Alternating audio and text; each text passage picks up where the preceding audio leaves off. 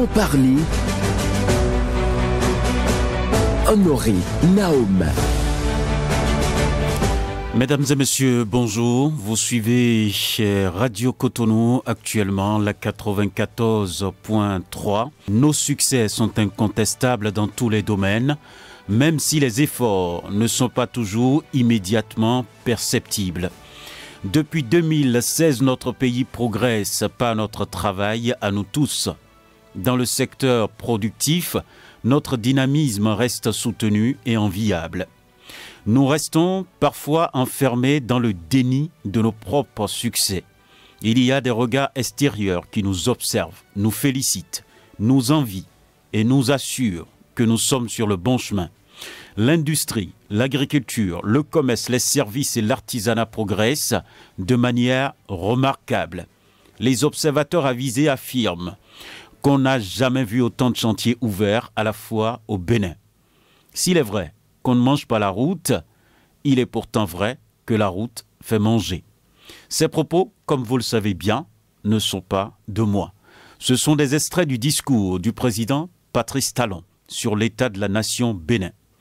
Devant les députés à l'Assemblée nationale, avec un ton, à la limite, martial, Patrice Talon se dresse comme un bâtisseur au moment où le peuple chante la vie chère et l'opposition déplore en grandeur nature sa gouvernance. Tout ceci mérite décryptage.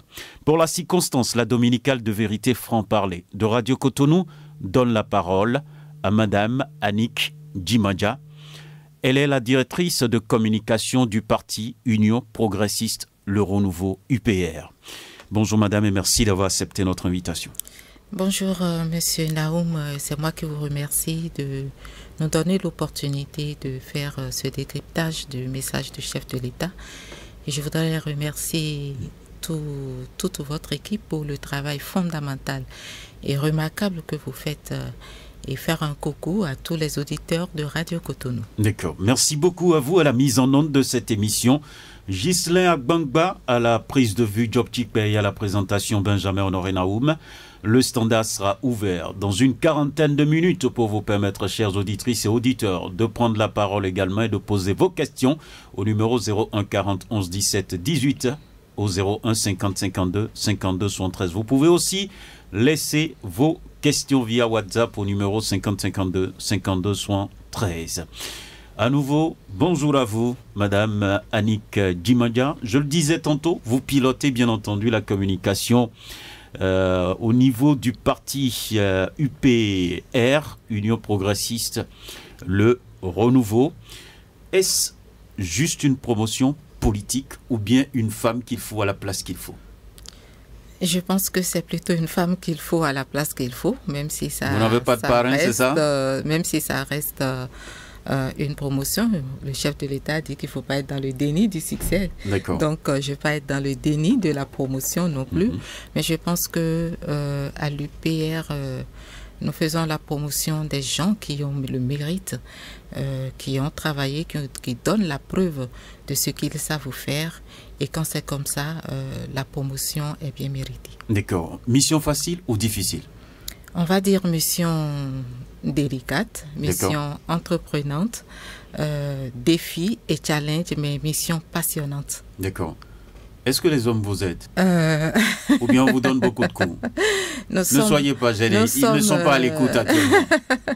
Nous sommes dans un domaine politique quand même. Nous sommes dans un milieu où tous les coups sont permis, mais je pense que j'ai la chance de pouvoir compter sur une équipe formidable et admirable pour la mission qui m'est confiée. Si vous devez saluer personnellement quelqu'un, vous allez choisir qui?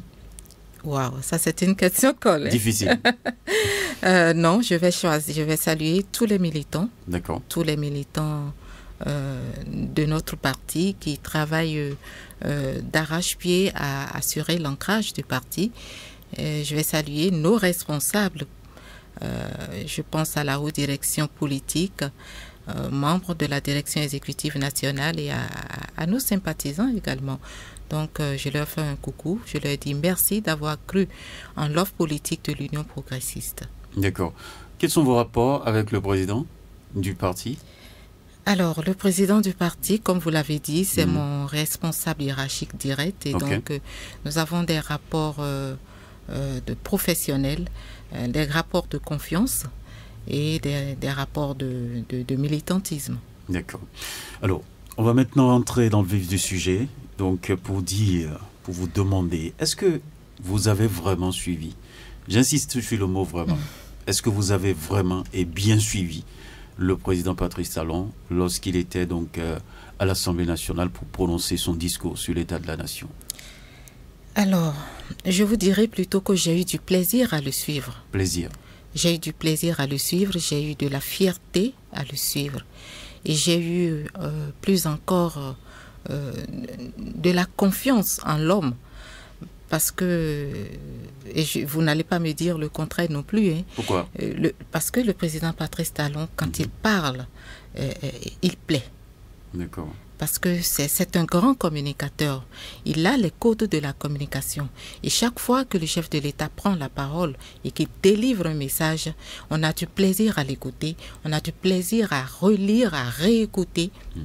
Chaque fois, son message, on peut ne pas être d'accord avec le contenu ou le fond, mais sur la forme, il faut reconnaître... Il vend bien son pain, c'est ça? Il vend bien son pain et généralement, le pain est vendable.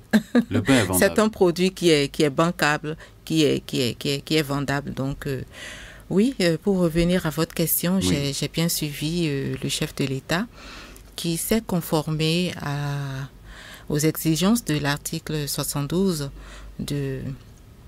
de la Constitution du 11 décembre 1990 qui demande au président de la République, une fois l'an, d'adresser son message aux députés de l'Assemblée nationale. Donc, il a sacrifié à la tradition. Et sur la forme, on peut dire que c'est un discours, comme je l'ai dit tout à l'heure, digeste.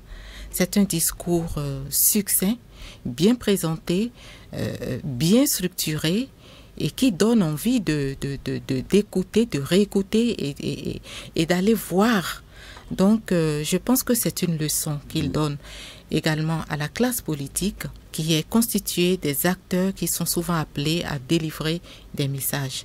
C'est une leçon qui est donnée aux cadres à divers niveaux de responsabilité, pour leur dire qu'il faut aller droit au but. À l'essentiel. Il faut aller à l'essentiel. Il faut tenir compte de la cible. En fuyant les statistiques? Non, il a donné des statistiques.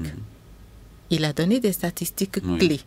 Il a donné des statistiques clés. Parce que lui-même, il a dit qu'il ne veut pas rentrer dans les détails des chiffres et autres. Et c'est très pédagogique.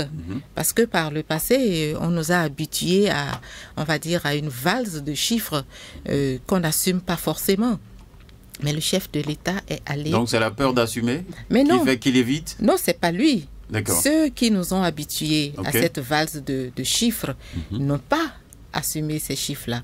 Donc, il ne sert à rien de servir des chiffres parce qu'on a envie de gaver le peuple. Non, il a gavé le peuple avec des réalisations techniques. Donc, je disais que sur la forme, le discours est bien structuré, le discours plaît, le discours est digeste. Maintenant, sur le fond. Oui. Alors, moi, je vois trois à quatre notes. Il y a une note de transparence. C'est un discours sans fioriture. C'est un discours sans vernis. C'est un discours qui peint notre État tel qu'il est aujourd'hui. C'est un discours qui est franc et vrai. D'ailleurs, il a démarré son discours en mettant l'accent sur les notes d'insatisfaction, les points d'insatisfaction.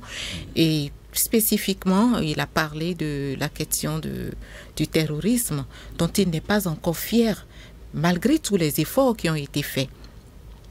Alors, il a parlé également de la cherté de la vie, dont il n'est pas fier, malgré tous les efforts qui sont faits chaque fois pour alléger un peu les conditions de vie, améliorer les conditions de vie de nos populations.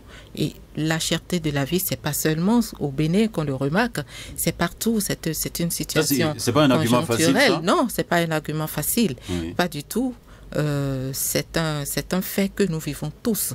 C'est un fait mondial et global que nous vivons tous. Mais c'est pénible pour les populations quand même. C'est pénible. Serrer les ceintures, bientôt ça ira, et là, on se tape 9 ans à serrer les ceintures. Est-ce que ce n'est pas difficile? Est-ce que vous ne comprenez pas véritablement les peines des populations? Mais quand on dit serrer les ceintures et puis après il faut desserrer, c'est pas qu'il faut desserrer et laisser et livrer la population à la facilité non plus. Dans la vie, on se serre les ceintures toutes les fois, chaque fois qu'on a des challenges, chaque fois qu'on a des défis à relever. C'est comme ça. La construction nécessite ou exige beaucoup de sacrifices. Là où vous êtes en train de conduire cette émission. Je suppose que vous l'avez préparée depuis quelques jours. Oui. Ça vous a demandé du temps, ça vous a demandé des sacrifices. C'est la même chose. Toute œuvre de bonne facture nécessite des sacrifices. Et donc, la cherté de la vie, c'est vrai, c'est pas une fatalité, mais c'est réel. Et le chef de l'État l'a reconnu. Il n'a pas dénié cela. Il a reconnu ça.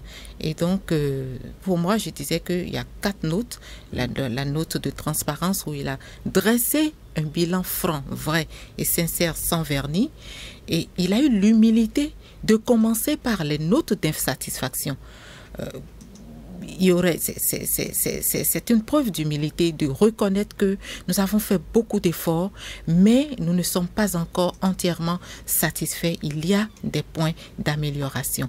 Et la 3e note, c'est la note de fierté. Parce qu'au Bénin, nous oublions d'où nous venons. Nous avons quand même connu des gouvernances. Et en comparaison avec ce que nous vivons aujourd'hui, il ne faut pas être, comme il l'a dit, dans le déni du succès. Il faut reconnaître. Il faut reconnaître, laissez-moi finir s'il vous plaît, il faut reconnaître que nous avons avancé. Il faut être fier de ce qui a été fait en reconnaissant qu'il y a des limites à ce que nous avons fait. Mais il faut être fier de dire que nous avons quitté très loin, mais là où nous en sommes aujourd'hui, on a bien des raisons d'être fiers. Et c'est sur ça que je vous disais qu'il y a eu des chiffres. Si aujourd'hui, on classe notre pays comme étant sur le plan, je vais dire... Afrique de l'Ouest, première ville propre, c'est ça? Cotonou, Afrique de l'Ouest, première ville propre. Vous y croyez, vous autres? Ne banalisez pas ces résultats-là. Il y a quelques années, on sait, vous êtes à Cotonou, moi-même je suis à Cotonou, donc on sait ce que Cotonou était il y a quelques années. Peut-être que l'habitude a fait qu'on s'est complet, on s'est complu, c'est bien ça. Oui.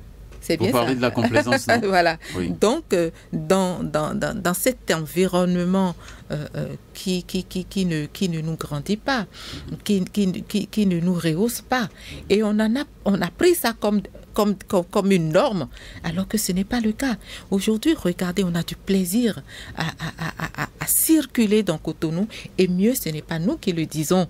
Ce sont des organismes internationaux qui l'ont dit. Autre indicateur, c'est que en matière de transparence budgétaire et de performance économique, on reconnaît tous les efforts que le Bénin a fait. Dans un contexte difficile, dans un contexte international difficile, notre pays essaye de se frayer tout doucement son chemin pour aller vers le développement. Et je pense que ça mérite d'être célébré. Je voudrais poser la question tantôt, c'est pour savoir, le président de la République qui affiche de façon solennelle, à travers ce discours, une fierté, que je vais même qualifier d'une fierté débordante. Alors, le président de la République nous avait dit qu'il sera porté en triomphe. Pourquoi il ne laisse pas le peuple le porter en triomphe? Et lui-même, il se dresse donc devant le peuple comme quelqu'un qui vraiment a assuré, qui assure, qui fait le job. Parce que c'est l'image qu'on a vue à travers ce discours. C'est une image qu'il assume et qu'il faut assumer. Pourquoi vous voulez que il n'assume pas et qu'il laisse les autres assumer? Ce n'est pas parce qu'il assume que le peuple ne va pas assumer. Quand vous faites quelque chose de bon... Il nous impose le style. Non, pas du tout. Il se sent fier de ce qu'il a fait et vous ne pouvez pas lui refuser ça. Vous ne pouvez pas lui refuser ça. C'est tout à fait normal. Quand vous faites bien, vous êtes le premier à être satisfait des résultats. Et les autres viennent après vous féliciter. Donc, pour moi, il n'y a pas de problème. Le chef de l'État, d'ailleurs, vous le connaissez, Patrice Talon, c'est quelqu'un qui assume ses états d'âme. C'est quelqu'un qui assume ses succès et c'est quelqu'un qui assume également ses insuffisances. Et il l'a démontré de fort belle manière dans son discours. Et on était en train de décrypter le discours. Donc, j'avais essayé de donner ma lecture sur la forme et sur le fond. Oui. Il faut retenir deux grands aspects. Moi, je vois deux grands aspects. Allez-y. Il y a l'aspect technique du discours qui fait le bilan des grandes réalisations et il y a l'aspect politique. Le bilan des grandes réalisations, le chef de l'État, je vous l'ai dit tout à l'heure, a démarré par ses notes d'insatisfaction. Mais en même temps, il a été fier de ce qui a été fait jusque-là. Aujourd'hui, dans notre pays, avec le programme de cantine scolaire, nous avons quand même 1,3 million écoliers qui ont droit à des repas chauds. C'est pas rien. Ce n'est pas suffisant. Parce que le peuple, c'est comme... Parce qu'il y a beaucoup d'autres oubliés.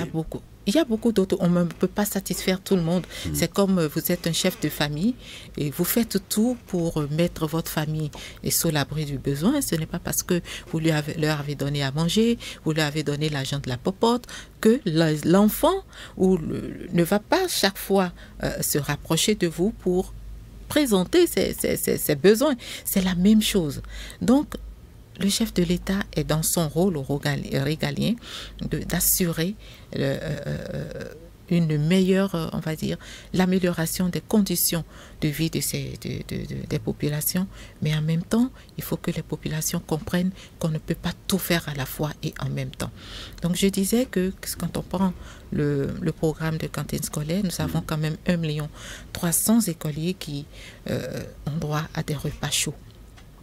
Lorsque vous prenez par exemple la question de l'eau potable, on va dire 55 ans d'indépendance, nous sommes restés autour de 42% de taux de couverture dans les zones rurales. Mais de 2016 à aujourd'hui, à pratiquement 8 ans, nous avons doublé cette capacité. Nous sommes à 80%. Les gens cherchent de l'eau, nous sommes à 80% de couverture dans les zones rurales. À Semenpodji, les gens cherchent de l'eau. Quelque part dans le nord, les gens cherchent de l'eau. Mais on ne peut pas dénier le travail qui est fait, les prouesses qui sont réalisées. Parce que ce que le chef de l'État a fait, le chef de l'État et son équipe ont fait, si les gouvernements qui nous ont précédés avaient fait la même chose, nous ne serions pas encore là. Nous aurions dépassé bien des pays qui se réclament aujourd'hui des pays développés. Donc, je pense que c'est un travail formidable qui a été fait par le chef de l'État et son équipe et il faut le souligner.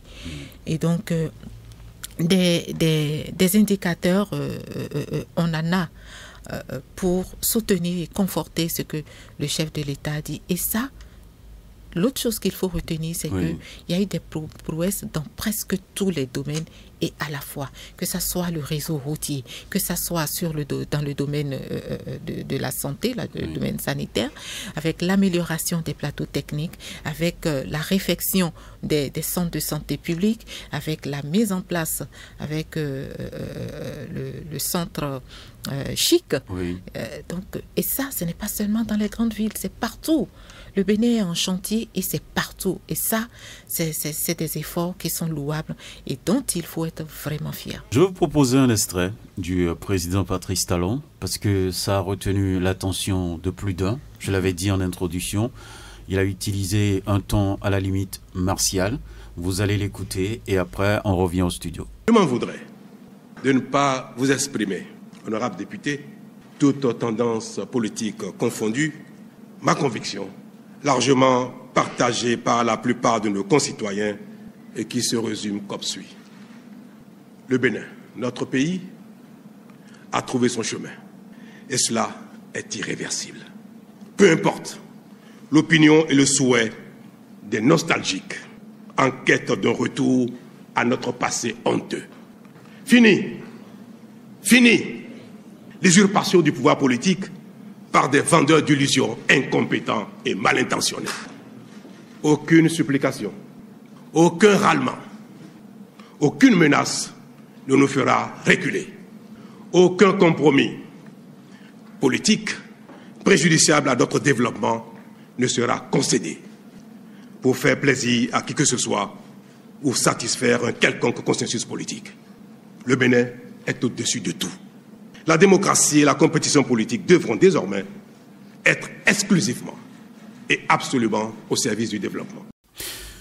Voilà, vous venez donc d'entendre le président Patrice Talon qui parle. C'est le président ou bien c'est un patron, un chef qui dit les mots et qui pèse bien les mots? Qui vous prenez dans tout ça? C'est le père de la nation qui a parlé? Je prends les deux. Vous prenez les deux. Expliquez-nous.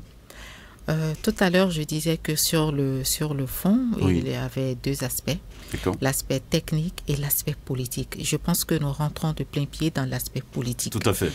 Alors, dans l'aspect politique, le chef de l'État a parlé d'un ton ferme et sans embâche, parce qu'il s'est revêtu de son manteau du président de la République, garant de la sécurité de ses compatriotes, de la sécurité, de la paix de la République.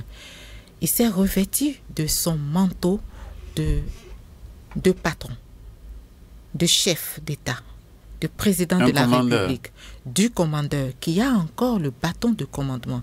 Parce que quand vous écoutez les gens et quand vous observez ce qui se passe, on a l'impression que le monsieur, comme on voit qu'il est en fin de mandat, et on peut tout se permettre, on a l'impression que les choses lui échappent. Mais non, il a voulu taper du poing sur la table pour dire: je suis peut-être à la fin de mon mandat, mais j'ai encore tout le contrôle du gouvernail.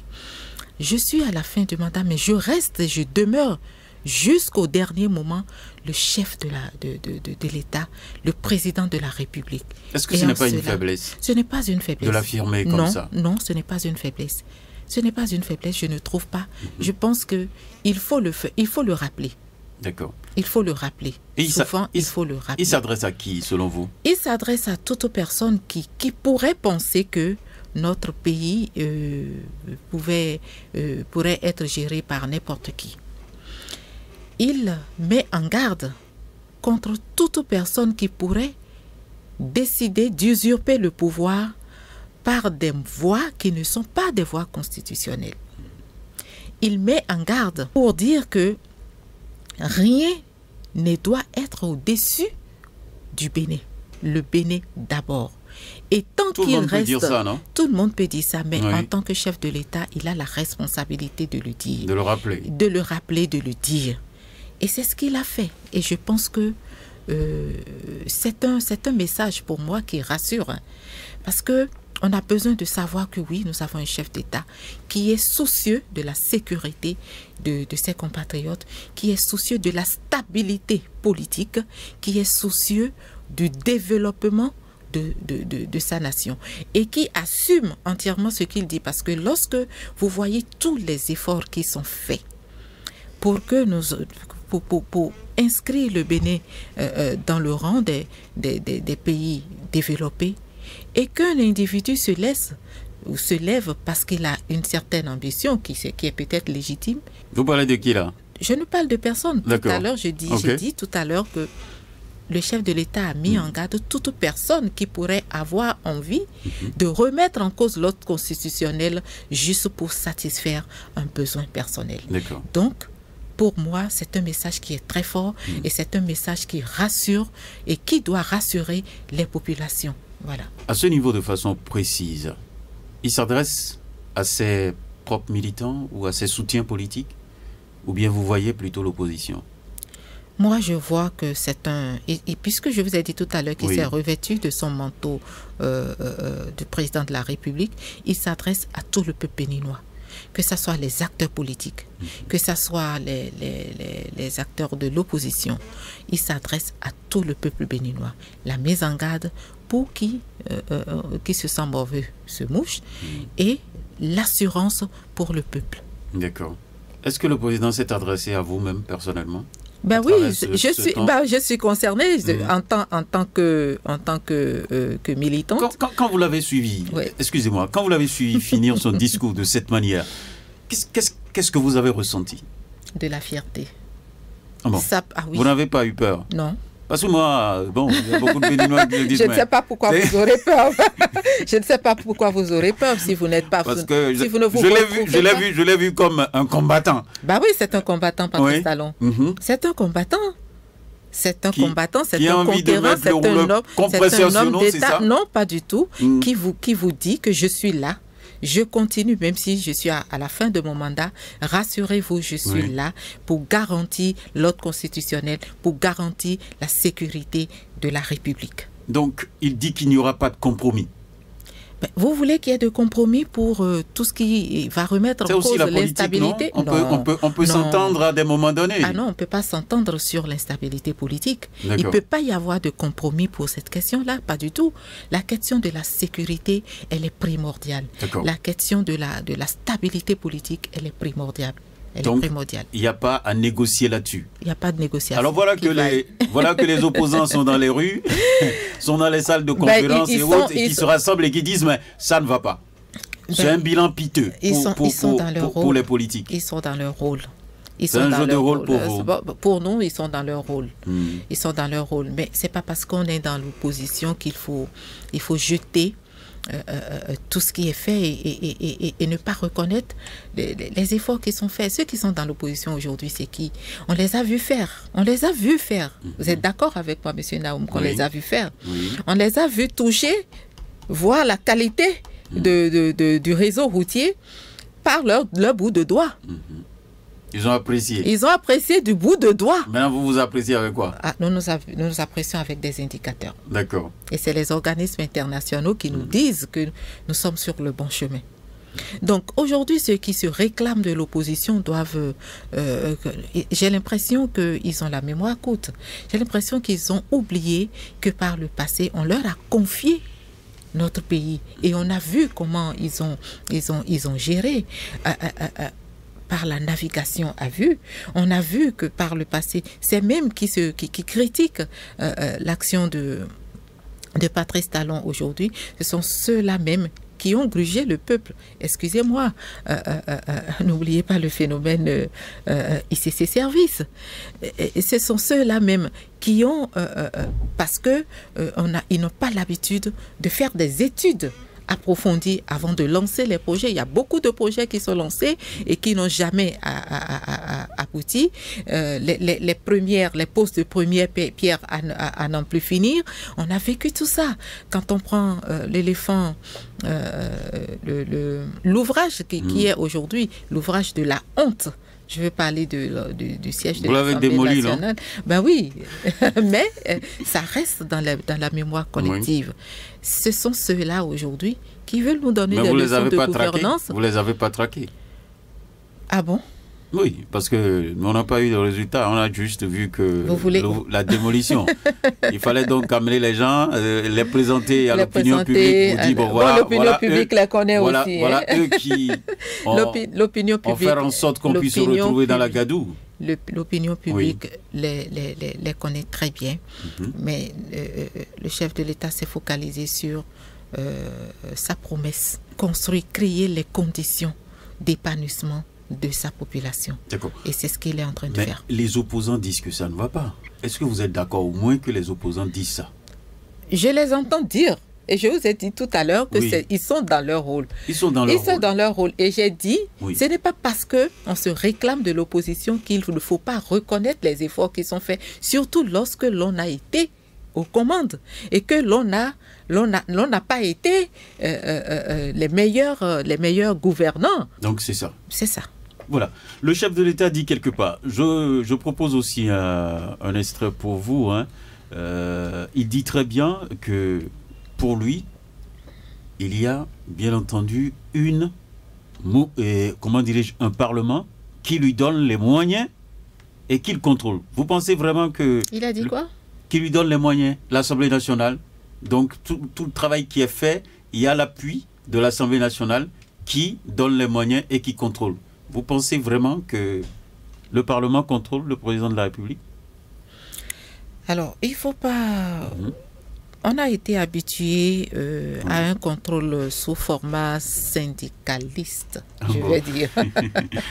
Ce n'est pas parce que les députés ne vocifèrent pas, ne tapent pas du poing sur la table, ne remettent pas en cause les projets du gouvernement qu'ils ne font pas dans le contrôle de l'action gouvernementale. J'ai retrouvé la phrase exactement. Vous qui nous donnez les moyens législatifs et qui contrôlez notre action pour nous pousser à performer davantage. Oui, parce que quand les projets de loi viennent et qu'ils participent de l'amélioration des conditions de nos populations, pourquoi voulez-vous que le Parlement ne lui accorde pas, ne vote pas? C'est d'abord le Parlement, c'est d'abord les représentants du peuple, c'est les élus du peuple. Ils sont là-bas pour défendre les intérêts des populations. Et s'il y a des projets de loi qui contribuent à la défense des intérêts des populations, qui contribuent à l'amélioration de leurs conditions de vie, pourquoi le Parlement ne va pas supporter le chef de l'État dans cela? Je pense que le Parlement est dans son rôle.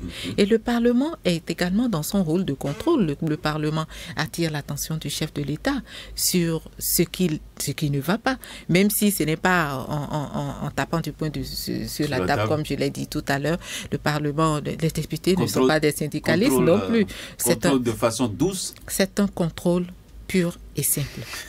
C'est pas un contrôle théâtral. On n'est pas dans une cour où chacun doit jouer, montrer à la face du monde que oui, on est en train de faire le contrôle d'une certaine manière. Est-ce que quand vous regardez bien, quand vous avez suivi ce discours, est-ce que vous pensez que le style a changé un peu? Vous voyez le président plus sûr de lui? Alors pour moi, en tendant vers la fin de son mandat? Non. Bon, pour moi, l'homme est resté droit dans ses bottes. D'accord. L'homme est resté droit dans ses bottes. Patrice Talon a toujours été quelqu'un de très, très direct, de très ferme. Lorsqu'il a envie de mettre l'accent ou d'attirer l'attention ou d'éveiller la conscience sur une situation, le ton est ferme et sans embâche. D'accord. Donc, il est resté égal à lui-même, moi je trouve. D'accord. En 2025, vous espérez quoi de Patrice Talon? Une autre fois là-bas, ou l'UPR? L'UPR, ou vous-même, tout ce que vous voulez. Allez-y, on va prendre. Alors, l'UPR, je pense que l'Union progressiste, le renouveau, est déjà dans l'action publique avec le chef de l'État, parce que nous sommes un parti de la mouvance. Nous participons à la gouvernance de Patrice Talon. Et donc, en cela, nous ne pouvons pas vraiment attendre quelque chose, puisque nous sommes partie prenante. Nous sommes plutôt dans l'attente, nous sommes impliqués. Et donc, nous attendons plutôt d'avoir des préoccupations des populations, des militants, recueillir les préoccupations des militants, ce que nous avons toujours fait, et voir dans quelle mesure les porter au gouvernement pour leur prise en compte. L'Union progressiste est toujours mise dans cette position-là, et ce n'est pas pour rien que ces députés avaient eu déjà à entreprendre des tournées de reddition de comptes pour présenter ce qu'ils ont déjà eu à faire en leur nom au Parlement, mais également pour recueillir les préoccupations de leurs mandants. Et donc, et ces rapports sont souvent soumis au chef de l'État, et c'est ça qui traduit. C'est l'ensemble des préoccupations qu'on recueille et transmis au chef de l'État qui fait après l'objet de projet de loi qui passe au niveau du Parlement et qui est voté. D'accord. Alors, comment vous comprenez alors, si je me base sur ce que vous disiez tantôt, que les députés, par exemple, de l'opposition fassent des observations au budget, mais ce budget a été adopté sans les observations? Non, c'est pas totalement vrai. Alors, ils ont fait des amendements. D'accord.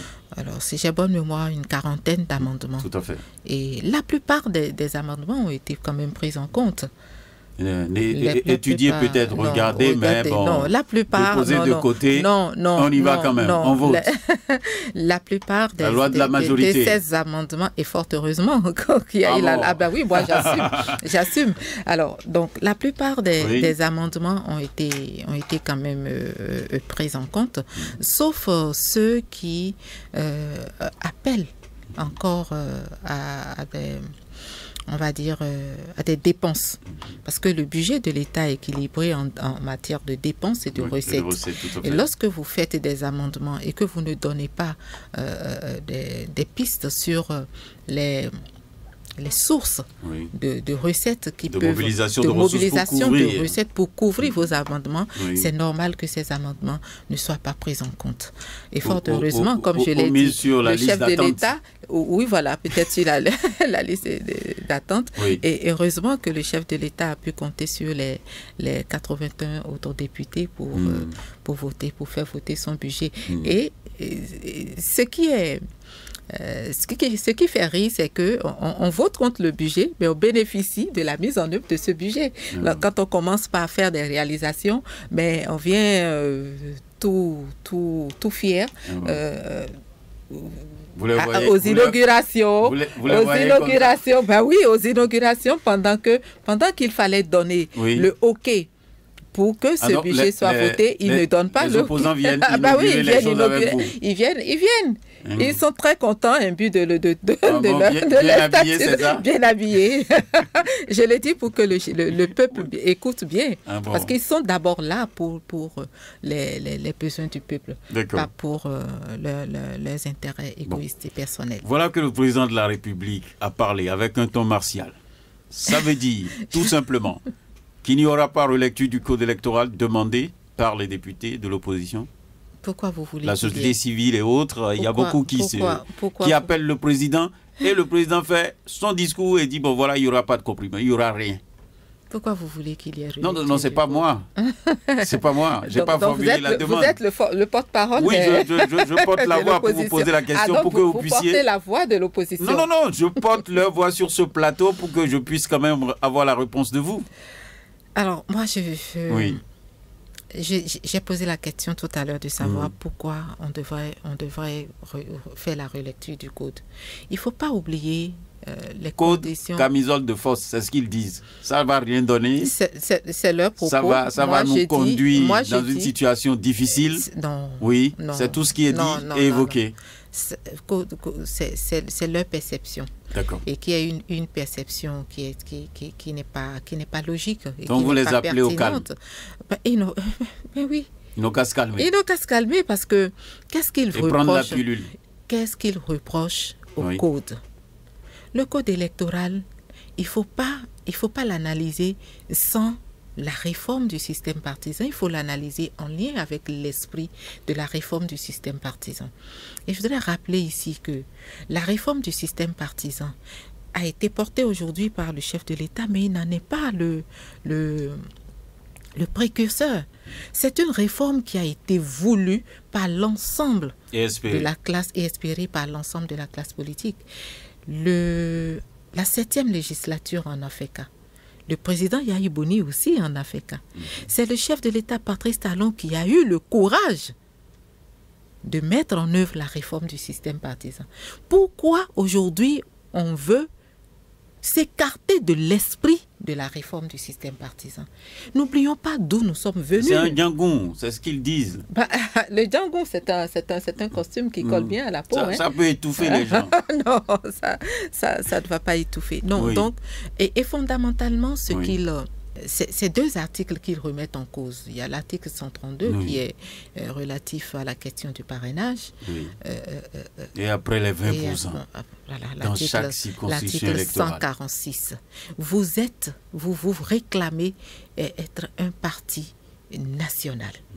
Si vous êtes un parti national, pourquoi vous avez peur? On vous dit, si vous avez 10 militants, essayez de mobiliser 2 sur 10. Pour traduire de façon terre à terre la question des 20%. Donc, pour vous, il n'y a pas d'inquiétude à avoir. Il faut travailler. Et ce n'est pas un code qui est taillé pour uniquement pour les acteurs, les partis de la mouvance, c'est pour tout le monde. Ça reste un code, ça reste un défi aussi bien pour les partis de la mouvance que mais pour les partis de la mouvance ont un chef. Et il y a comment? Les partis de la mouvance ont un chef. Et le chef, à travers le code, les réformes dit, mais vous pouvez même faire accord de gouvernance. Et les opposants sont là en train de vous regarder avec les accords de gouvernance. Dans le cadre des questions d'attribution de sièges des 20%, il y a eu de l'assouplissement avec la question favorable pour la mouvance. Favorable pour la mouvance, défavorable pour l'opposition. Accord de coalition parlementaire. Voilà. Donc, il y a une mesure d'assouplissement. Donc, vous les obligez à faire des accords aussi. Il y a une mesure d'allègement. Le Code a offert cette mesure d'allègement et d'assouplissement. Pourquoi voulez-vous qu'on n'en tienne pas compte et qu'on contourne? Le contourner, c'est accepter revenir en arrière. Et nous savons tout ce que nous avons vécu. Les 9 ans, pratiquement 9 ans de réformes qui ont été entreprises. Vous voulez qu'on mette tout ça là de côté? Donc vous ne comprenez pas du tout l'activisme du cadre de concertation de l'opposition? Pour moi, ce n'est pas de l'activisme. C'est quoi? Non, pour moi, ce n'est pas de l'activisme. Je suis désolée. Pour moi, c'est des activités régulières des partis de l'opposition qui se sont mis ensemble. Les partis sont là et fonctionnent, mais ils ont mis en place un cadre de concertation de l'opposition pour porter un certain nombre de revendications. Ce n'est qu'une activité, ce n'est pas de l'activisme. Non, ce n'est pas de l'activisme, ce n'est qu'une activité, ce n'est qu'une initiative. Le chien aboie, la caravane passe, c'est ça? C'est ce que vous dites? La caravane passe, mais non. Nous reconnaissons quand même... qu'ils ont eu une bonne initiative de se mettre ensemble. C'est noble. C'est noble parce que mais c'est ce qui sort qui vous dérange. Ça prouve une fois encore que l'opposition est capable de s'organiser. D'accord. Donc, se mettre ensemble. Cadre de contestation, ils n'ont qu'à transformer ça en accord de gouvernance pour gérer, c'est ça? Non, faut pas faire non plus dans l'amalgame. Ok. Alors, ils ont eu l'initiative de leur cadre de concertation et si vous vous rappelez bien, ils sont allés voir l'Union progressiste. Nous avons reçu une délégation de ce cadre de concertation et donc qui nous ont présenté et je pense que dans leur démarche, ils ont voulu avoir l'adhésion de tout le monde autour de cet objectif-là. Et l'Union progressiste a été très claire, a fait savoir sa position que je peux résumer en 3 points. Alors, le premier, c'est que l'initiative de ce cadre est venue des partis de l'opposition et que l'Union progressiste a apprécié parce que pour nous, tant qu'on peut se mettre ensemble pour faire de bonnes choses, pour faire évoluer la République, c'est salutaire. D'accord. Et puis, puisque l'initiative est venue des partis de l'opposition, nous avons dit qu'il est mieux, qu'il est préférable qu'ils gardent le contrôle de cette initiative, puisque c'est leur initiative, tout en les félicitant de cette initiative qu'ils ont prise. On leur a dit qu'il est préférable qu'ils gardent le contrôle. Deuxième point de vue de notre parti, deuxième position, alors nous leur avons dit, puisque l'objectif c'est l'audit de la liste électorale. Nous leur avons dit, l'Union progressiste, le renouveau, est partie prenante de la gouvernance de Patrice Talon. Nous avons contribué à l'établissement du RAVIP. Alors, on ne peut pas être partie prenante d'une réforme et prétendre maintenant venir auditer. Ça n'a aucune logique. Et donc, nous leur avons dit, non, nous, c'est nous qui avons fait ce que vous êtes en train de reprocher. C'est vous qui estimez qu'il y a des choses à revoir dedans et donc vous prenez le lead sur votre initiative. Prenez votre responsabilité. Prenez votre responsabilité. Et la troisième position, c'est que si audit de liste il y aura, il faut que cela se fasse dans la légalité républicaine. Qu'est-ce que je veux dire par là? Là, au moment, à date, nous n'avons pas de liste électorale. Nous avons un fichier des personnes. Nous n'aurons de liste électorale qu'à 120 jours avant les élections. Ça veut dire quoi? Ça veut dire qu'il n'y a pas une liste électorale permanente qui est là, qu'on peut prendre pour aller auditer. C'est une base de données. C'est une base de données. Et quand, à l'approche des élections, on va prendre la liste, on va tirer, puiser dans cette base de données la liste des personnes mais qui ceux sont qui doivent capables tirer aussi, il faut qu'ils tirent bien quand même, non? Oui, mais ils vont bien tirer. Si vous tirez à gauche et vous laissez la droite... Non, on ne va pas tirer à gauche. On va pas... Nous avons... Oui.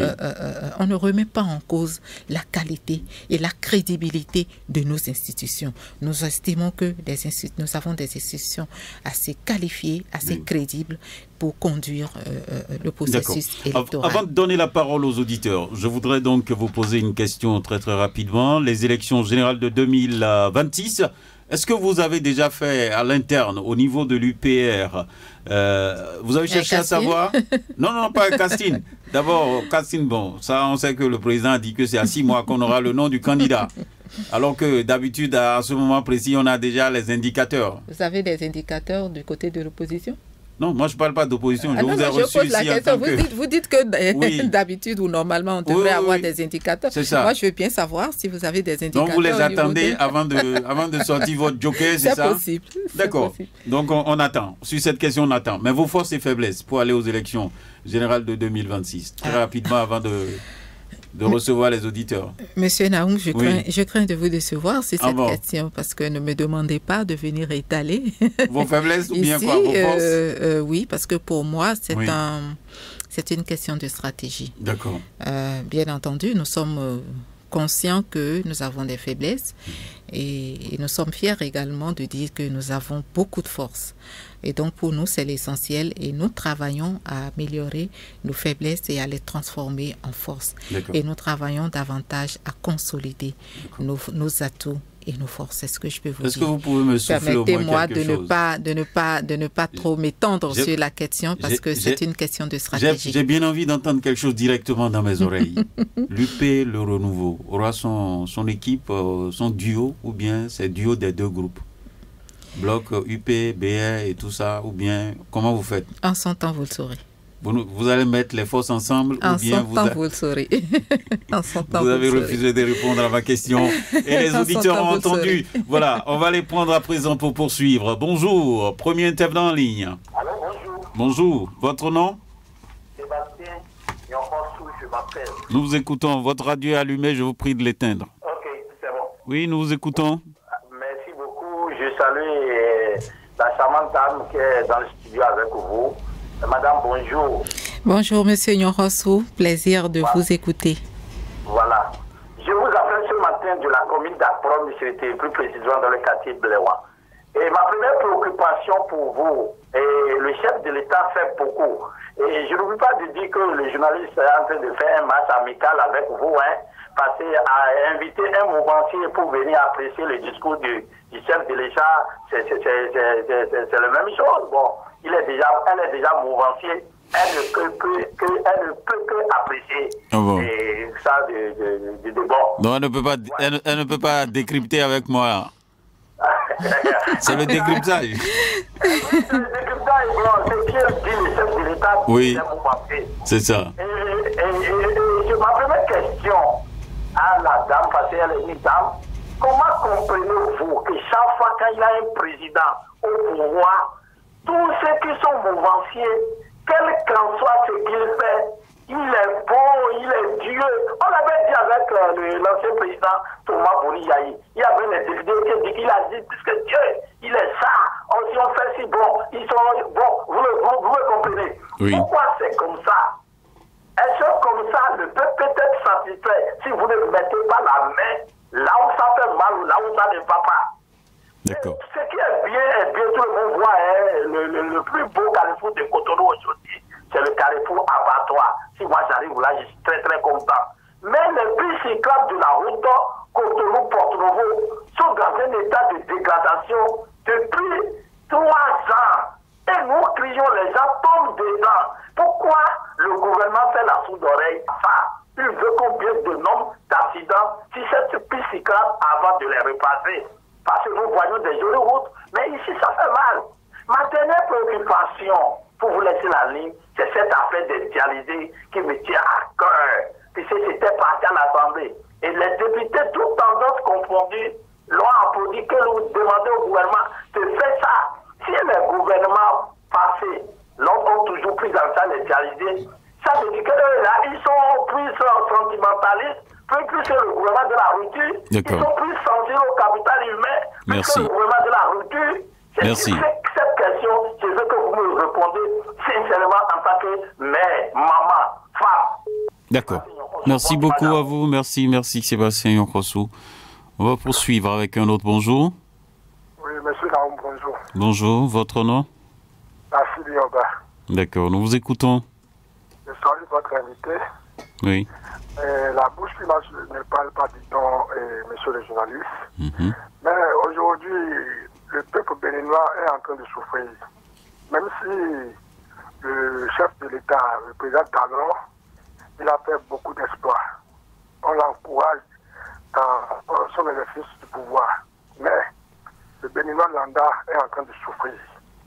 Qu'est-ce que je suis en train de dire aujourd'hui par rapport à ça? La nomination des ministres conseillers, pendant que les Béninois souffrent, c'est à quel fait? C'est ma première préoccupation. Ma deuxième préoccupation, la situation carcérale des détenus de nos prisons, ça sort de l'entendement, surtout les détenus politiques. Je ne veux pas aller plus loin en profondeur. La relecture du code électoral, pendant que le chef de l'État, Patrice Talon, est pour, les députés s'y opposent. Que cache cette réaction des députés de la mouvance? Et pour finir, madame, ce qui se passe à l'ANIP aujourd'hui, nous avons vu un directeur, M.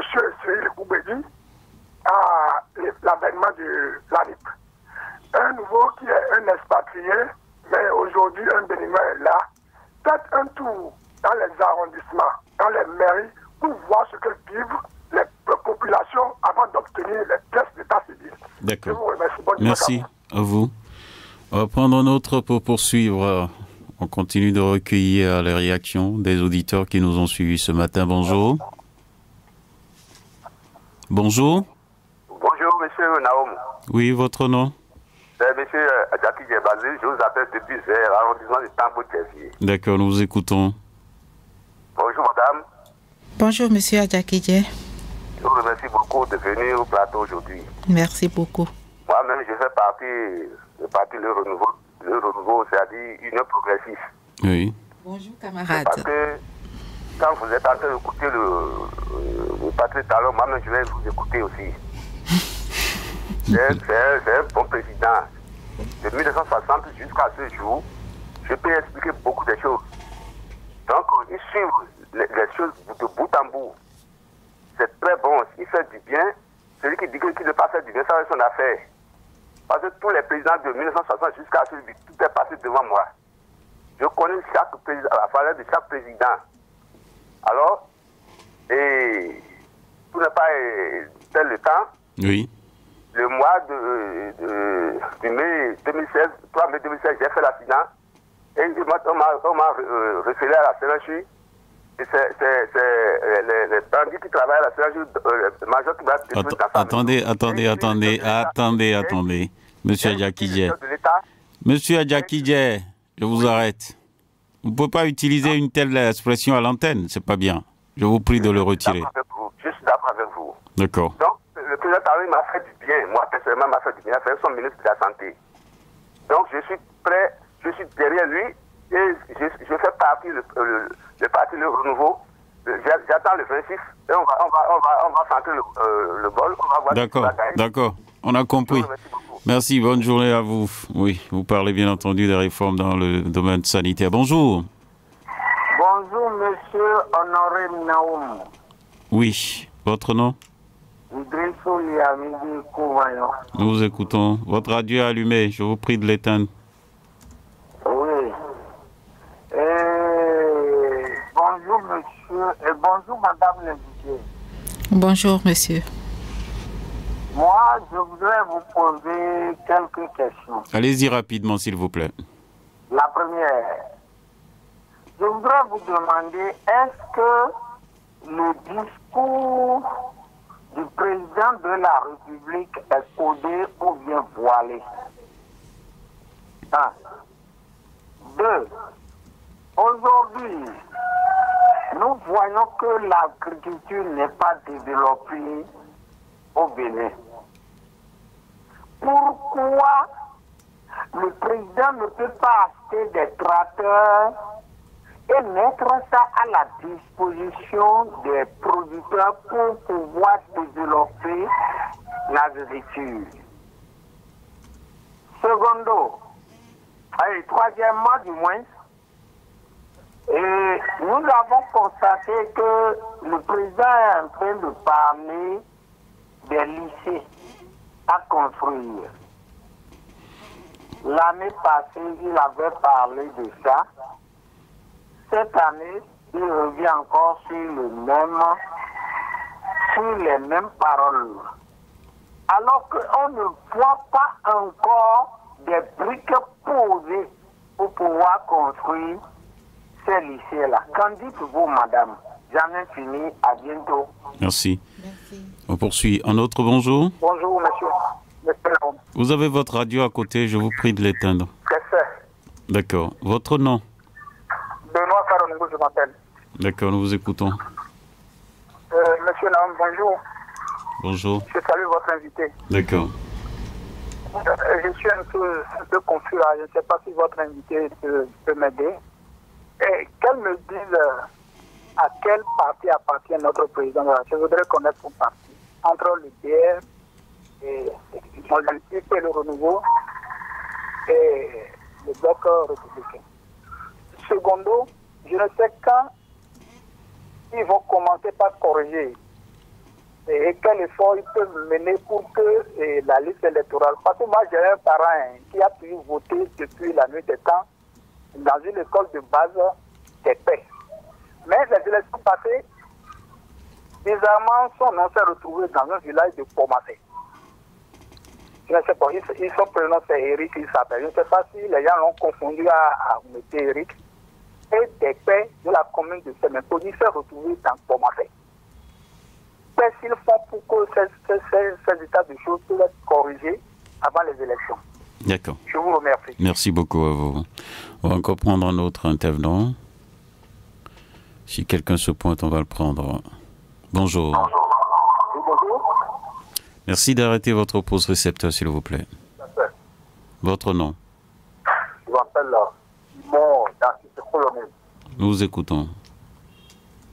Je voudrais demander au responsable de lycée qui est là, comme un mouvement, un parti de la gouvernement, de la mouvement, je veux dire. Oui.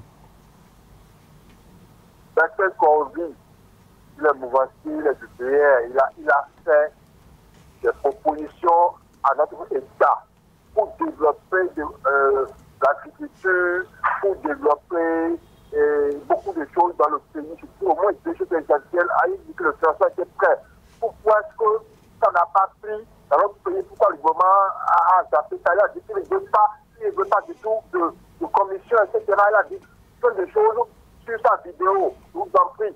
Est-ce que il faut qu'on développe le pays en profondeur?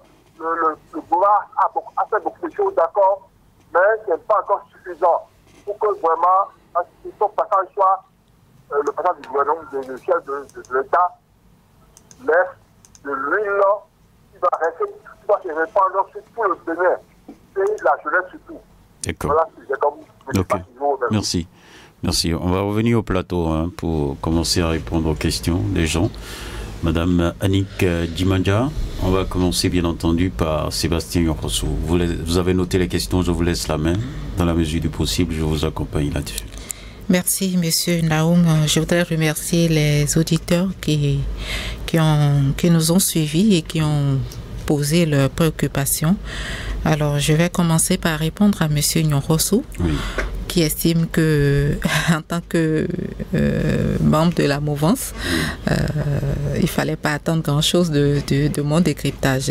Je voudrais juste lui dire que je suis ici en tant que membre de la mouvance, mais je suis ici également en tant que citoyenne. Et qu'on soit membre de la mouvance ou qu'on soit de l'opposition, qu'on soit simple citoyen, on a le droit de donner notre point de vue sur le discours du chef de l'État. Alors, il a dit pourquoi on ne met pas la main sur ce qui ne va pas. Je pense que tout à l'heure, quand j'ai commencé le décryptage, j'ai dit le chef de l'État lui-même a mis la main sur ce qui ne va pas. Il a commencé son discours en relevant ces points d'insatisfaction.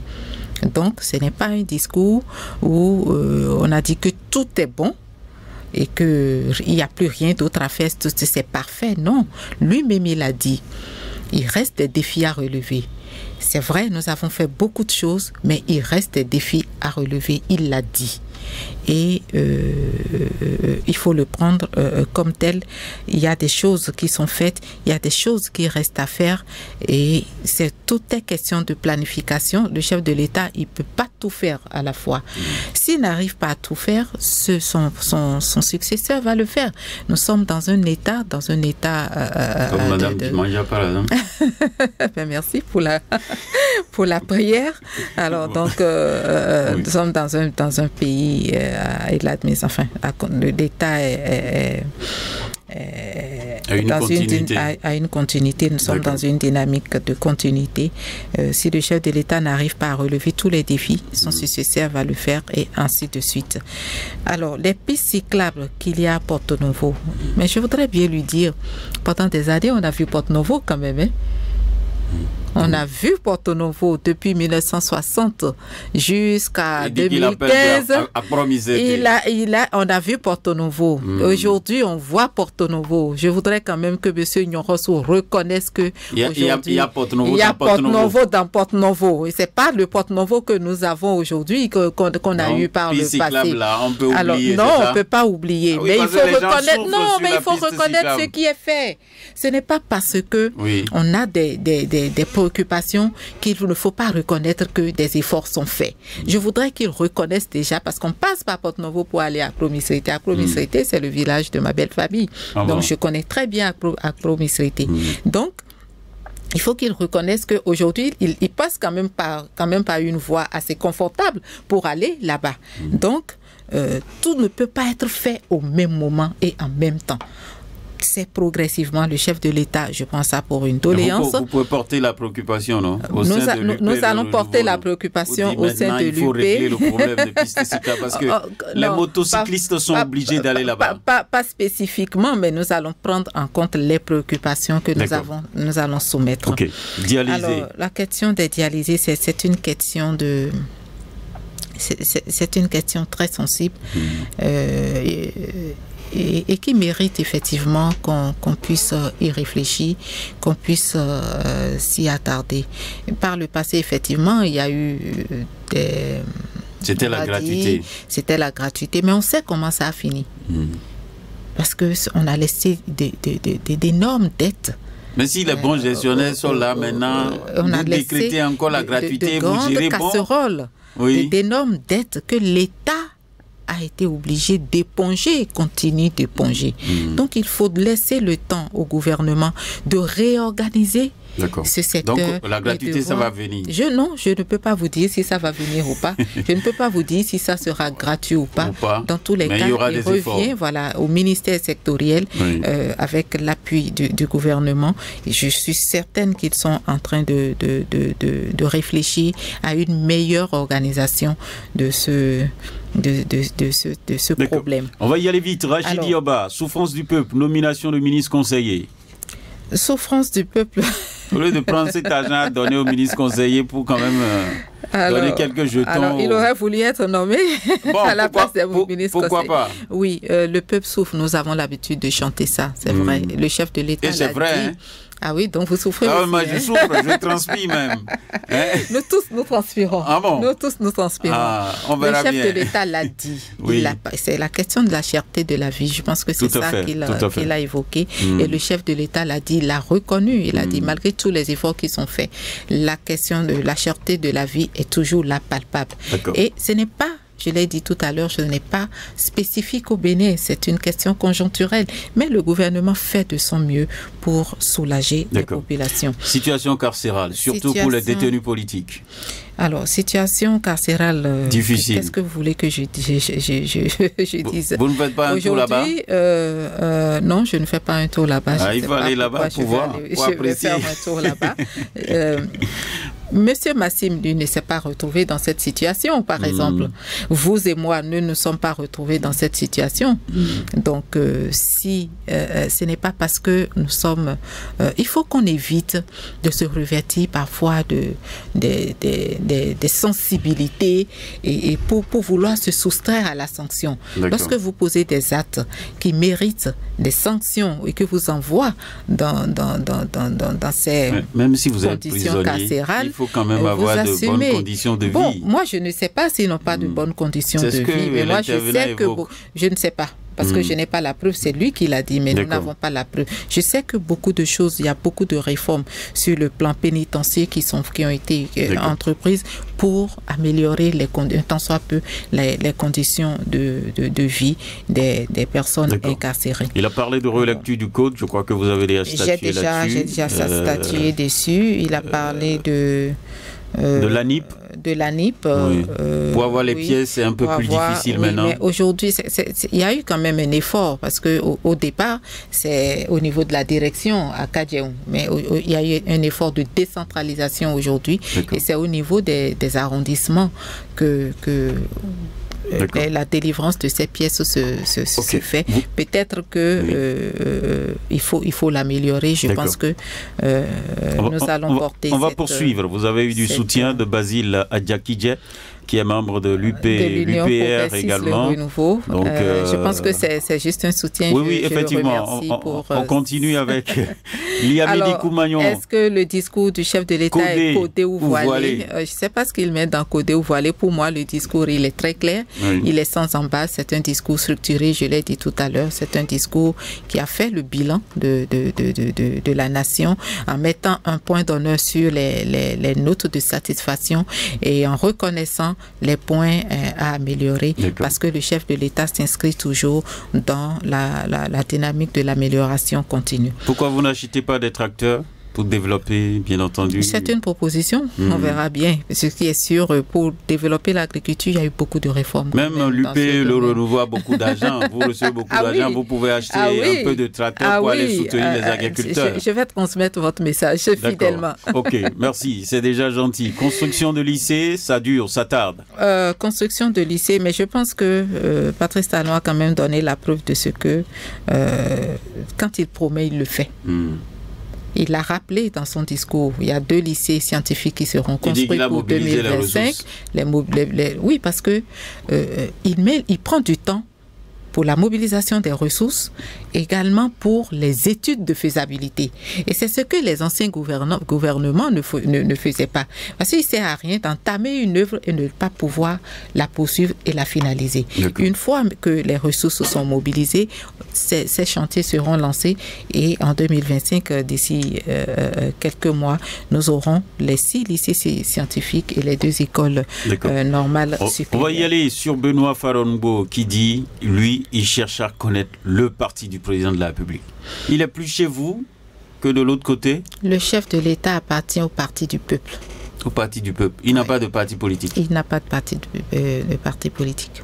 Ah, d'accord. C'est le chef de l'État, c'est le chef de tous les Béninois. Même des gens de l'opposition. De l'opposition. Donc il est patron partout. Il est patron partout. Ah bon. Liste à corriger absolument parce que lui il a un cas, quelqu'un qui votait à Ekpe, qui s'est retrouvé, son nom s'est retrouvé à Pomassé. Il y a quelques irrégularités donc qui justifient même qu'on nettoie un peu, non? Oui, bon, ça relève de la responsabilité des attributions de l'ANIP qui le fait. J'ai dit que la liste électorale ne sera disponible qu'à 120 jours des élections et généralement l'ANIP fait l'affichage l'ANIP affiche les listes pour permettre aux populations d'aller voir. Donc, lorsque vous regardez, vous avez des observations, vous portez et l'ANIP corrige. Donc, je voudrais juste dire à M. Il faut consulter la liste. Il faut consulter la liste qui ne sera disponible qu'à 120 jours des élections. D'accord. Merci beaucoup à vous. Simon Narcisse Rollonou dit que Bertin Korouvi, je crois que lui doit être du BR, il a formulé beaucoup de propositions pour développer le monde agricole, mais jusque-là, vous ne prenez pas ça. Pourquoi ? Alors, c'est pas moi qui ne prends pas ça, ça reste des propositions de Bertin Korouvi. Je pense que si ça a été soumis à qui de droit, il revient à qui de droit d'apprécier la pertinence de ces propositions. D'accord. Abbé Ouedanou, là nous allons bien entendu sur la toile, quelques messages reçus sur WhatsApp. Abbé Ouedanou, Akpakpa Cotonou dit Madame, comment voyez-vous la population béninoise dans leur corps à travers la gouvernance actuelle? Comment les Béninois se portent bien nourris, bien nourris. Il aurait été plus... Alors, je vois la population béninoise face à ces défis. Face à ces défis. La population béninoise qui apprécie les efforts de gouvernance qui sont faits à travers tout ce qui est réalisé. Une population qui reste en attente de la satisfaction de certaines... Parce qu'il a dit en point 2, le pays est en chantier. En ce moment, la population n'arrive pas à manger 2 fois par jour. C'est relatif. C'est relatif. C'est relatif. Je pense qu'il revient sur la question de cherté de la vie. Tout à fait. Que nous n'avons pas nié non plus. Ça reste une préoccupation à laquelle le chef de l'État et toute son équipe réfléchit. D'accord. Il dit, mais pourquoi c'est à la fin du mandat qu'il faut permettre à nos femmes la consultation prénatale gratuite? Pourquoi le président a attendu la fin? On ne peut pas faire tout à la fois et au même moment. D'accord. On ne peut pas mettre tous ses doigts dans la même dans les 2 narines, c'est pas possible. C'est pas possible. Tout est question de planification, tout est question de mobilisation de ressources. Le chef de l'État n'est pas dans la navigation à vue. D'accord. Il ne fait pas de promesses dont il n'est pas sûr de sa réalisation. Ok. Il dit, croyez-vous au discours du chef de l'État? La question est précise. Moi, j'y crois, j'y adhère complètement. D'accord. Et je voudrais inviter le peuple à y croire parce qu'il a donné la preuve en 8 ans de gouvernance. Il a donné la preuve de ce qu'il réalise toutes ses promesses. Pourquoi ne pas y croire? D'accord. Il y a quelqu'un qui a écrit donc son test et qui nous a envoyé, dit bonjour Radio Cotonou, bonjour chers journalistes, bonjour l'invité, je me sens bien à l'aise d'être béninois. Je me sens heureux de vivre. À l'époque du régime du nouveau départ, je décerne des crédits de satisfaction au gouvernement du président Patrice Talon. Il fonce droit dans ses bottes et j'adore son charisme, son autorité, ses visions, un peu sa personnalité comme homme politique. Je n'ai rien à reprocher au discours du président. Toutefois, je sens un léger écartement de la jeunesse dans les questions de gestion du pays. Vous partagez ça avec lui? Non, on va dire... Il dit que le président refuse de faire confiance à la jeunesse. Non, je ne dirais pas. Les mêmes politiciens des régimes précédents sont toujours nommés, associés, alors que le Bénin dispose de jeunes compétents, leaders et susceptibles à une bonne gestion. Je pense que l'équipe qui entoure aujourd'hui le chef de l'État est majoritairement composée de jeunes. Comme vous. Même s'il y a les anciens comme qui vous sont aussi, là, non? oui, mais l'équipe est majoritairement composée de jeunes. Lorsqu'on prend les nouveaux ministres conseillers qui ont été nommés, il y a beaucoup plus de jeunes. Il y a de vieux briscards dedans. Hein? Mais oui, ça, on ne peut pas refuser ça. On peut pas refuser ça. C'est pas parce que la jeunesse veut une place qu'il faut balayer de côté les anciens. Il faut savoir, c'est un savant dosage qu'il faut faire. Et les jeunes sont à plusieurs niveaux de responsabilité. Je pense que le chef de l'État accorde beaucoup d'intérêt aux jeunes. Il y a beaucoup de projets aujourd'hui qui sont là, qui sont implantés pour accompagner les jeunes. D'accord. Une question. Augustin Pofadi, il dit bonjour Radio Cotonou. Que reprochez-vous, madame, dans le discours du président Patrice Talon, bien que vous soyez mouvancière? La question est précise. Quand vous avez tout écouté, qu'est-ce que vous reprochez? Parce qu'aucune œuvre humaine n'est parfaite. Non, aucune œuvre humaine n'est parfaite. Mais il ne faut pas oublier qu'un discours, c'est d'abord votre ressenti. C'est votre message. Et je n'ai pas à relever. Personnellement, moi, je ne reproche rien du tout parce que le chef de l'État a dressé un bilan. Il ne faut pas oublier que c'est un bilan qu'il a fait. Un bilan c'est-à-dire un tableau qui est peint de notre nation à date. Et dans ce discours, il a fait le point des notes de satisfaction et des notes d'insatisfaction. On pourrait dire que ce sont les notes d'insatisfaction qui sont les faiblesses du discours. Mais là encore, c'est une question d'équilibre. D'accord. Maurice Ogouchi dit ceci. Numéro 1. Pourquoi la question du code électoral querellé n'a pas dû fait partie du discours du chef de l'État? Ça, c'est un fait très important qui concerne la nation, non? Je pense que j'ai répondu à cette question tout à l'heure. Oui. Mais pourquoi le chef de l'État ne l'a pas dit clairement au lieu d'utiliser son ton martial pour dire fini, c'est fini, c'est fini? Parce que c'est pas le plus important pour lui.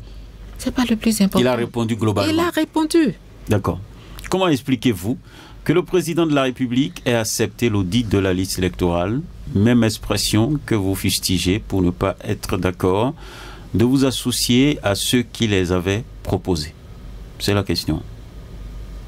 Je crois que vous en avez parlé aussi un peu. Je crois que j'en ai parlé. Il a accepté. Nous n'avons pas fustigé. Parce que le chef de l'État a dit bon. Si vous voulez auditer, c'est la même chose que nous avons dit. Trouver un auditeur et on va payer. Si vous voulez. Oui. Et vous voyez, donc ceux qui ont réclamé l'audit ont demandé maintenant que le chef de l'État prenne en charge l'audit. Donc, ils n'ont même pas les moyens ils n'ont pas dit ça. C'est le chef de l'État qui a dit qu'on pouvait mettre l'argent dedans. Et donc, nous n'avons pas dit non, nous n'avons pas fustigé. Bien au contraire, on a dit que c'est une bonne initiative. Puisque c'est eux qui réclament, qui estiment qu'il y a des choses à revoir. Nous avons confiance en nos institutions, en leur qualité, en leur crédibilité. Et donc, pour nous, ce n'est pas une question. D'accord? Et maintenant, on a bien dit que si liste électorale il y aura, il y a un délai pour que cette liste-là existe. Et que si on doit faire un audit, il faudrait tenir compte de ce délai. Voilà. D'accord. Il dit que proposez-vous comme expression valable à la place de l'expression liste électorale en ces circonstances? Parce que c'est vrai, le débat a été fait autour de ça, l'appellation, on va dire registre des personnes physiques. Aujourd'hui, on a un registre des personnes physiques. Oui. Dans ce registre, on pourra donc puiser dedans. On va extraire la liste électorale. J'ai dit qu'il faut bien extraire, pour ne pas extraire seulement à gauche. Voilà, il y a quelqu'un d'autre qui dit, je dis bonjour à la dame, je voudrais envoyer ma procuration. Mais ma préoccupation, la ligne est difficile à trouver. Donc, il dit bonjour. Je crois qu'il n'a pas pu donc envoyer signé Zinhon Serge, c'est-on dit depuis Calavi. Je crois qu'on retient ça de cette manière. Merci beaucoup. On revient donc sur ce plateau après avoir donc écouté un tant soit peu les auditeurs et les réponses qui sont poursuivies. Aujourd'hui, quand vous voyez la gouvernance, parce que nous tendons quand même vers la fin des 10 ans que le président Patrice Talon aura donc passé, l'UP Le Renouveau, qui s'est dressé pour accompagner le président Patrice Talon dans cette vision-là. À la fin, qu'espérez-vous concrètement?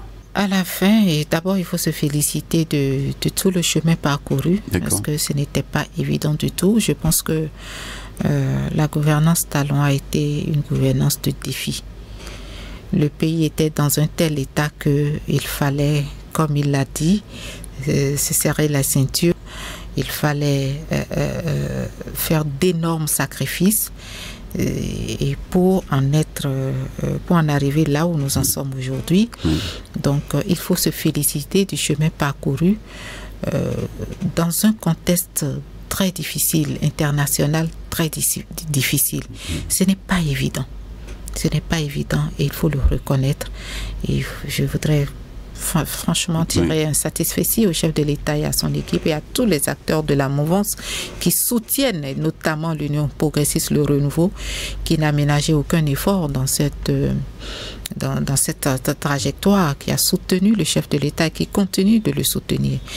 Qu'est-ce que nous espérons, qu'est-ce que nous attendons? C'est que la dynamique puisse continuer. D'accord. C'est que la dynamique puisse continuer. Nous sommes arrivés à une étape où il ne faut pas permettre qu'on recule. Je vous dis, nous sommes à une étape où il ne faut pas permettre qu'on recule. Parce que les gens nous ont habitués à faire un pas en avant, 4 pas en arrière. Donc vous ne voyez pas donc une dynamique d'alternance? L'alternance va s'inscrire dans la dynamique de développement qui est impulsée là. D'accord. Donc on doit pouvoir s'aligner sur la vision. On doit pouvoir s'aligner sur la vision. On doit pouvoir s'aligner sur les objectifs du progrès, de justice sociale, de développement. Alors, comment les partis de l'opposition peuvent faire pour s'aligner derrière ça? Ils n'ont qu'à travailler comme nous sommes en train de faire. D'accord. Oui, nous sommes en train de travailler, nous sommes en train de mobiliser nos militants. Nous sommes sur le terrain. Vous avez des documents à mettre à leur disposition? Il faut qu'ils aillent sur le terrain. Oui. C'est ça aussi. Il faut qu'ils aillent sur le terrain. Vous avez de la documentation au lieu de se plaindre parce que quand nous allons commencer, quand on sera... Quand on va aborder les élections, il ne faudrait pas que demain ils nous disent que ah oui, il y a tel problème, il y a tel problème, parce qu'en son temps, ils n'étaient pas prêts. Ils ne se sont pas donné le temps d'être prêts et d'affronter les élections. Nous sommes en train de travailler. Et je les invite aussi à faire de même. D'accord. Nous tendons vers la fin de cette émission. Je vous laisse donc dire votre mot de fin. Comme mot de fin, je voudrais vous remercier sincèrement pour cette opportunité qui m'est offerte de donner, de décrypter le discours du chef de l'État, de donner le point de vue de l'Union progressiste, le renouveau sur les faits de l'actualité qui ont été évoqués. Et voilà, je voudrais féliciter une fois encore le chef de l'État et son gouvernement pour toutes les prouesses réalisées et inviter les partis de la mouvance, notamment l'Union progressiste, le renouveau, à continuer la dynamique, inviter nos militants à continuer à faire la veille politique, à assurer l'ancrage du parti pour des victoires certaines. Je vous remercie. Merci beaucoup à vous, Madame Annick Dimondia. Vous êtes donc la directrice de communication du parti Union progressiste Le Renouveau, UPR. À nouveau, merci pour votre passage sur l'émission Franc-Parler de Radio Cotonou. Fidèles auditrices et auditeurs, merci à vous aussi pour l'écoute et la participation à cette émission. Était à la mise en onde Ghislain Gbangba, à la prise de vue Job Chikpe et à la présentation Benjamin Honoré Naoum. Restez câblés 94.3 Radio Cotonou. Bonne suite de programme sur cette fréquence.